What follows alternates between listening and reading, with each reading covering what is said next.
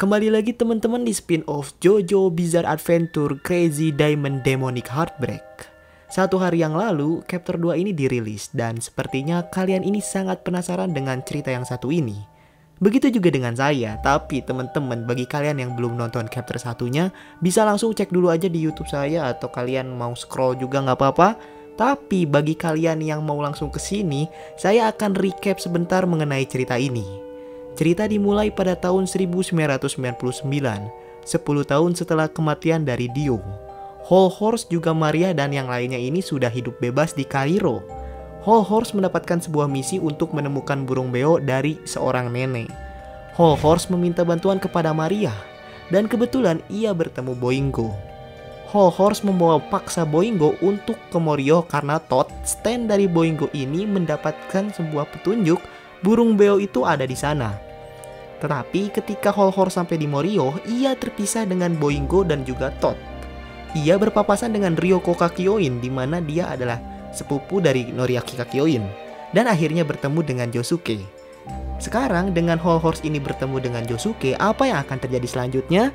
Masih bersama saya Faris Ganesha, dan mohon maaf kalau saya upload video ini terus ya teman-teman, dan kalian juga kurang suka dengan konten ini.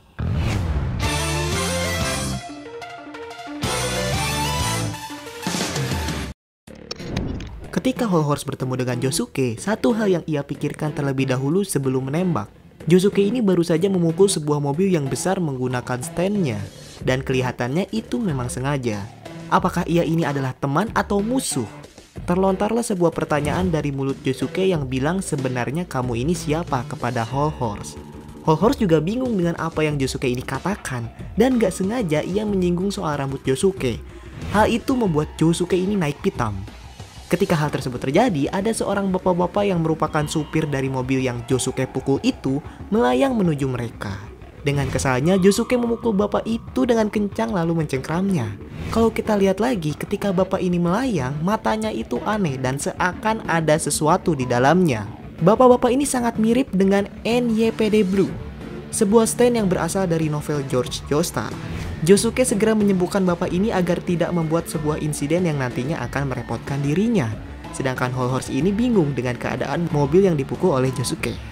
Ketika Josuke selesai menyembuhkan si bapak, tiba-tiba dari mulutnya ini keluar sebuah benda yang sangat panjang, layaknya roll film yang keluar dari tempatnya.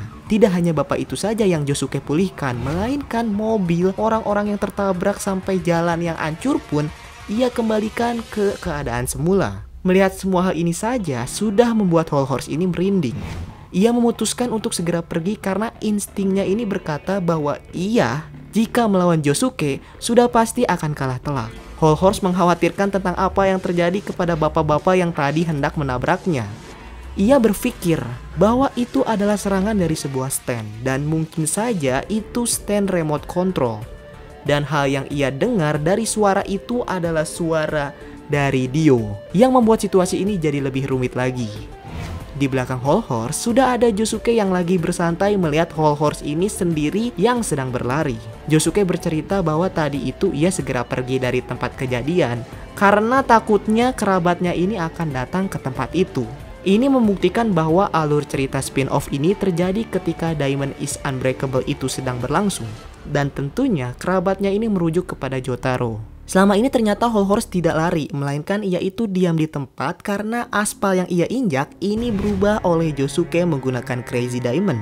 Josuke menjelaskan bahwa ketika ia bertemu dengan Whole Horse itu, Josuke merasakan ada sebuah magnet yang menghubungkan Whole Horse dengan dirinya.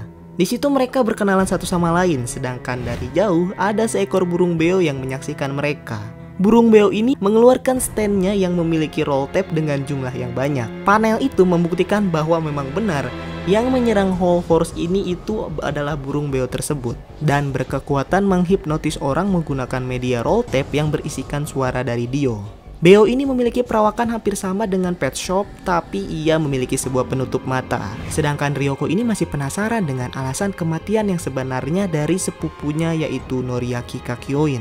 Hal terakhir yang ia tahu adalah ketika 10 tahun yang lalu, dirinya juga sepupunya itu bertemu dengan Dio dan mengajak mereka untuk berteman.